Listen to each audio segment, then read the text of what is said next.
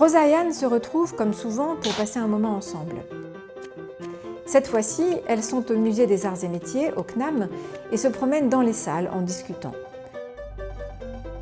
Rosa a toujours de nombreuses histoires et anecdotes à raconter, et aujourd'hui, elle explique à Anne qu'elle a pris un Uber pour venir et que le chauffeur lui a dit qu'il avait saisi le Conseil des prud'hommes pour demander la requalification de son contrat de prestataire Uber en contrat de travail. Rosa ne comprend pas vraiment ce que cela veut dire et l'intérêt de cette procédure. Et vous ?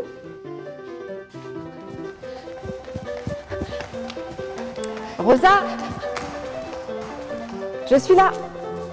Ah, Anne! Oh là là là là, mais j'étais coincée dans les embouteillages. T'aurais dû venir en avion. Bah oui, j'ai pris un Uber, figure-toi, je voulais pas être en retard, comme quoi.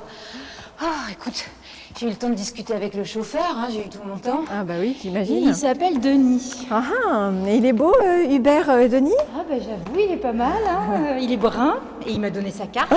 Bon, et ça va toi? Oui, ça va. Et tu sais ce qu'il m'a dit? Qui donc? Bah, le beau Hubert Denis, qui venait de saisir les prud'hommes pour demander un contrat de travail.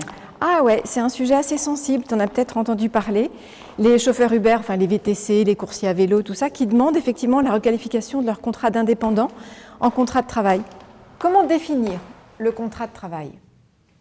Le contrat de travail, c'est le contrat par lequel une personne, le salarié, s'engage à exécuter au profit d'une autre personne, l'employeur, et sous sa subordination, un travail moyennant rémunération.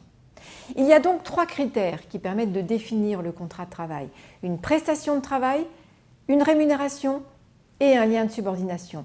Le critère essentiel, c'est le critère du lien de subordination, c'est-à-dire l'exercice d'un contrôle de l'employeur sur les modalités de réalisation de la prestation de travail, la fourniture des moyens nécessaires à la réalisation de cette prestation et le travail au sein d'un service organisé lorsque l'employeur détermine seul les conditions d'exercice du travail.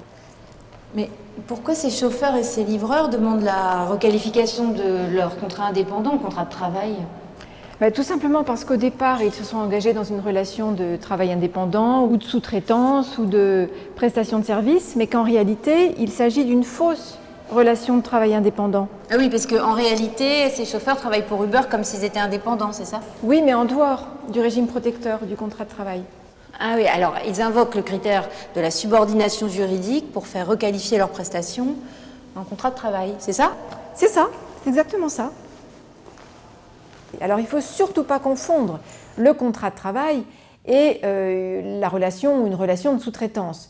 Une entreprise peut parfaitement avoir des relations de travail avec des personnes sans qu'il y ait de contrat de travail, comme par exemple en cas de contrat de sous-traitance, en cas de contrat avec des artisans, en cas de contrat avec des travailleurs indépendants.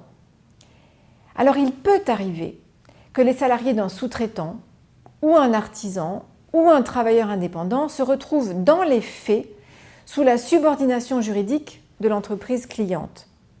Dans ce cas, la relation peut alors être requalifiée en contrat de travail entre l'entreprise cliente et le salarié du sous-traitant ou bien l'artisan ou le travailleur indépendant. Alors qu'est-ce qu'on entend par fausse sous-traitance? C'est une convention ou un contrat qui a pour objet exclusif la fourniture de main-d'œuvre moyennant rémunération sans transmission d'un savoir-faire ou mise en œuvre d'une technicité qui relève de la spécificité propre du sous-traitant. Et également, lorsque les salariés du sous-traitant travaillent dans des conditions matérielles qui les assimilent à ceux du donneur d'ordre. Et donc, si je comprends bien, mon Hubert Denis de ce matin, il a toutes ses chances d'être requalifié en CDI. Oui, il semblerait, s'il remplit les critères.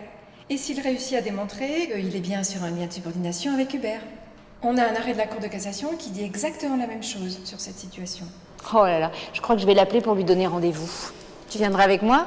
Ah oui, mais on y va en taxi alors. Je vous cite un arrêt de la Cour de cassation du 4 mars 2020. Le chauffeur qui a recours à l'application Uber ne se constitue pas sa propre clientèle, ne fixe pas librement ses tarifs et ne détermine pas les conditions d'exécution de sa prestation de transport, notamment.